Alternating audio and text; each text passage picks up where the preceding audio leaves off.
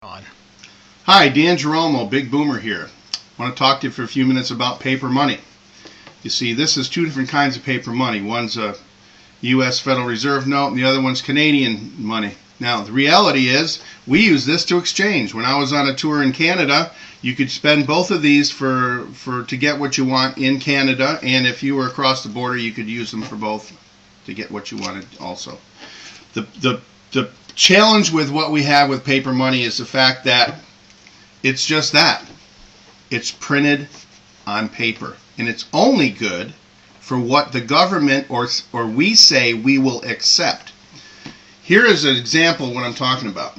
How did we get paper money?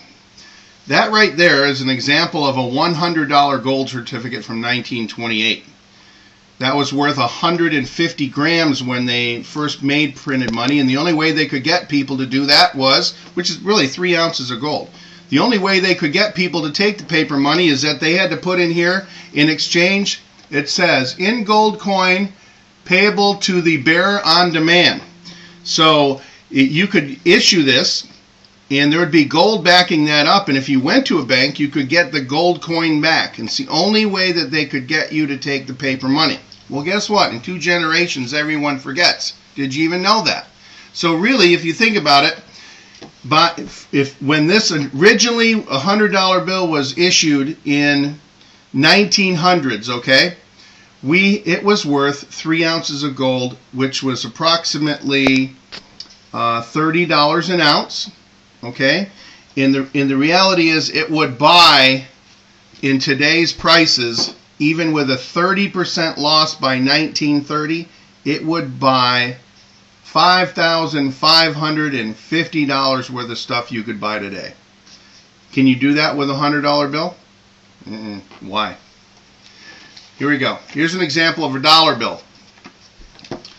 Dollar bill has lost from 1913 to 1993, had lost 97% of its buying power, okay? Now, let me put it this way. Do you see that right there? That strip, the red strip? That means that all of this money, actually, this is the only thing that still buys what this originally was good to buy. And guess what? In the last 24 months alone, we have lost 42% of the buying power. That means that this, in the last 24 months alone, had gone to that. See the red stripe? That red stripe represents how much buying power is left on this dollar. Understand, the paper money is terminally ill. There's no way to fix it. The politicians know it, and they can't tell you. Here's another example. This is a $1 bill from Zimbabwe. If you notice down here in the bottom, it says Series 2007. Now, at one time, Zimbabwe dollar was worth $1 US. It would buy the same. And guess what?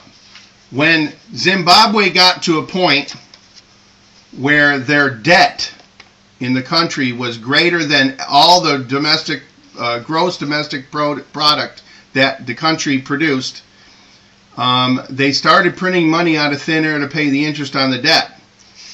This here is a bill. It says $100 trillion, and that series is 2008. So literally, even if you had these in circulation at all in 2007, you have something that has 100 trillion times more? Think about it for a minute. What happened in here? This wasn't the world's reserve currency, and the only reason the US dollar isn't doing what this dollar did is because we are the world's reserve currency. Let me ask you a question. Did you notice that we got downgraded? Right? Our grading got downgraded. Have you seen all the challenges that we're facing with our paper money? I'm going to go into that in another video here, but I wanted to point that out because there's nothing keeping this. Right now, 100 trillion Zimbabwe dollars is worth about what a dollar will buy. I want to keep that in perspective because the simplicity about what I'm going to tell you is just that. I'm going to show you how to take $20 a week. Now, picture this. How many times in the last week alone have you just blown 20 bucks on something you didn't need? Right? And we're going to turn it into this. That is a Karatbars gold money. We are in the advent of a brand new honest money system, which I'll go into in a minute.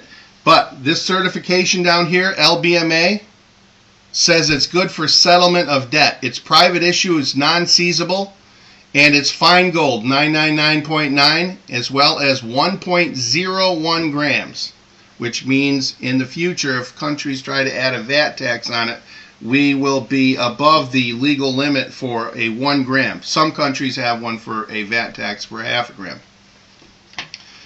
Well, if we want to fix the challenges we have in our nation, in the world, you cannot fix it until you fix the money first. There is quadrillion or more of paper fiat dollars out there in the world. They're going to be, if you understand the pressure on that system, they're going to be moving into gold, silver, and oil-backed money. If you grasp that big picture, you'll understand the solution lies in everything we face in challenges is fixing the money first and then tackling it. Because if you throw corrupt money at it, all you do is increase the debt, fund it with debt, and we all know what happens if in our own household we fund debt with debt. How long does it take before you're completely bankrupt? One last point. Out of 4,000 different paper currencies that have ever been in the world, not one single one has survived.